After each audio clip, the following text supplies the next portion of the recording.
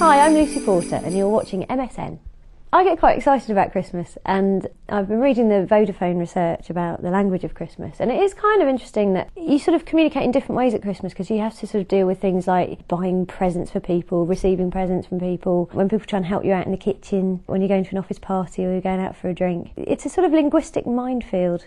Probably, I think one of the best things about Christmas is it's an excuse for everyone to start drinking before lunch. It's the one day of the year where you just get up and go, "Sherry? And shall we?" Yes, and even even my mum, who doesn't even really drink, she's kind of like a tramp, just going, "Ah, la, la, la, la." We've all heard that particular Christmas lie of, "Oh look, we're just going to call in at the party. I'm just going to have one, and then I'll come straight home." Then you're sort of 3 o'clock in the morning, sitting there, kind of going, "I'm going to pretend to be asleep when he comes in, but I'm really not, and I'm really angry." My tip to any woman is, if your boyfriend or partner says, "Oh no, I'm just going to have the one drink," then yeah, just dig in for a really long, angry night of just watching the clock and going, "He's going to be drunk, he's going to come in, he's going to wake me up."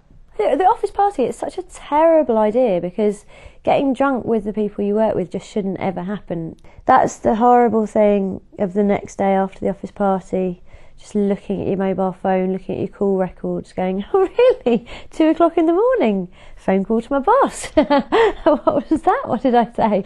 Oh God, I remember now.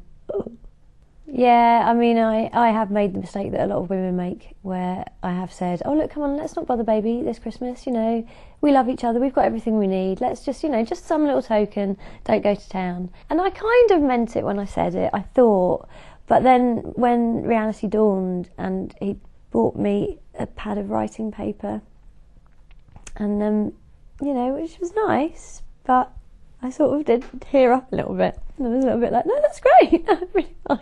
Really nice." See, my tip to any men in the world is, if your girlfriend, wife, partner says, "Oh, let's not do presents this year, let's just forget about it," she doesn't mean it. Please, please, please do not take her seriously.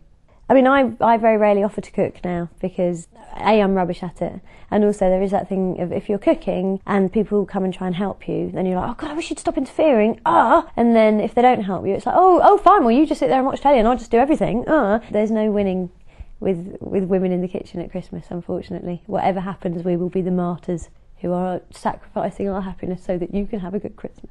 So what you should do is just stand there in the kitchen with them and pour them a very large glass of sherry and keep them entertained while they cook.